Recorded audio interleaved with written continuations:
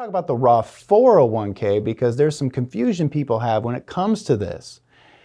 Let's talk about, we love the Roth. If people haven't noticed, we're big fans of it, right?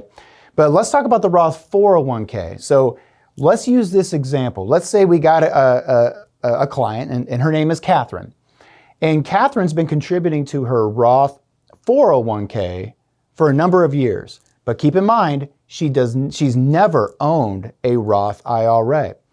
Then Catherine retires and she says, you know what? She meets with us and says, hey, I want to open up a Roth IRA, and she wants to do a rollover, which makes sense, right? You want to keep apples and apples and oranges in oranges. But Tommy, walk our viewers through this. How does the 5-year rule work in this example where she had a Roth 401k and she's never owned a Roth IRA? In that instance, if the Roth IRA is being opened to receive rollover funds from a Roth 401k, it starts the 5-year window on the Roth IRA. Okay, but wait a minute though. She's had a Roth 401k for years. Yeah, so the rollover is a qualified distribution from the Roth 401k. Yep. So that full amount becomes the new basis for the Roth IRA, and any subsequent earnings from that point forward fall under the account level 5-year rule. So folks, this is why we're telling you. Remember when we said start a birthday? Start a birthday, right? I bet you there's people listening right now and they said, I did not know that. I bet you anything there's somebody listening that said, I did not know that. This is why you work with people that know what they're doing. I think that's the big thing and why we do this show, to help people and guide them through this process. If we have confused you through the first part of this episode, which we probably did. There's a lot of there are a lot of technicalities to be aware of, accessing the earnings, conversions, rollovers from a Roth 401k. All those pieces come together, but there's a lot of technicalities involved with a Roth. It's not put money in, it grows and comes out tax-free, right? Without following a number of rules in place. Well, and I think that's also a good plug. I think people should also go to our YouTube channel. We got a lot of great information out there where we have full episodes. We do specific topic type of episodes to give them the content that they're looking for when it comes to their overall a financial journey, if you would. They may be sitting here saying, okay, I understand how the Roth IRAs work. How do I get money in there? Right. Look at a tax planning episode. Right. You kind of walk through some different examples of how we would evaluate that process. And so let's talk about high income earners, okay? Where they're over those thresholds in terms of what they can contribute to a Roth IRA. Tommy, walk our viewers through this strategy. So to make contributions to a Roth IRA, you have to be income eligible. On your screen, you can see those income levels, either single or married filing jointly. But for those who earn more income than the IRS defined levels, they cannot outright make a Roth contribution.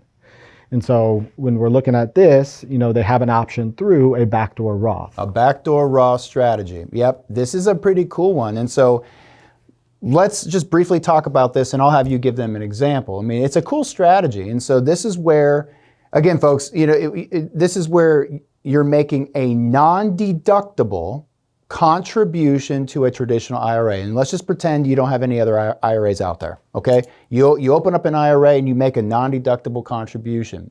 Then you backdoor it, meaning that then you do a Roth conversion right away. We're good to go. We're good to go. But Tommy, what if somebody had, or let's back up. Let's just say somebody did a non-deductible contribution to an existing IRA that they've had for a number of years. Yeah, you have to be aware of the account aggregation, or what they would look at as the Pro-Rata Rule. The Pro-Rata Rule. Pro-Rata Rule. So that's next. Let's talk about that. Most people are looking and assuming making a contribution to your traditional IRA is tax deductible. At income levels, that is a non-deductible contribution. You immediately convert it. You say, oh, I didn't get a tax deduction on that. I converted it to a Roth. I'm not going to pay any tax on that process. What the Pro-Rata Rule does is it goes back and looks at the amount you have contributed and converted, as well as the existing IRA balances, and then determines what portion of the amount you converted is non-taxable and what portion is taxable. I feel like I said a lot there. There's a lot there, but our viewers you all need to hear this stuff, Because again, like we said at the beginning of the episode, people just say, yeah, I got a Roth and it's tax-free. No, maybe not, right? So let's stay on this pro-rata rule, Tommy. No, everything you're saying is wonderful information. Now let's break it down for them. Walk our viewers through an example. Yeah, let's make the numbers easy. So you make a $7,000 non-deductible IRA contribution. You forget about that $93,000 you already have in a traditional IRA. That's right. The IRS is going to look at that and say, combined, that's $100,000. So the non-deductible portion of that is 7%. I guess the other is the 93%. So when you convert that non-deductible amount, you will have 93% of that converted amount as taxable. It will be taxable. And that hence is called the pro-rata rule. I mean, that's big. I mean, that's a big one. And here's the thing too, folks, what counts is simple IRAs count when it comes to the aggregation rule in terms of all the, in terms of what counts as a traditional IRA. Inherited IRAs though, Tommy, let's talk about that one. Does that trigger the pro-rata aggregation rule? Inherited IRAs do not get added into the IRA balances. That's right. It's its own class as an inherited IRA. It's its own class. Okay. So now how do you fix this, right? And so here you got that $93,000 that you rolled over years ago from a former employer. You made a $7,000 non-deductible contribution into it.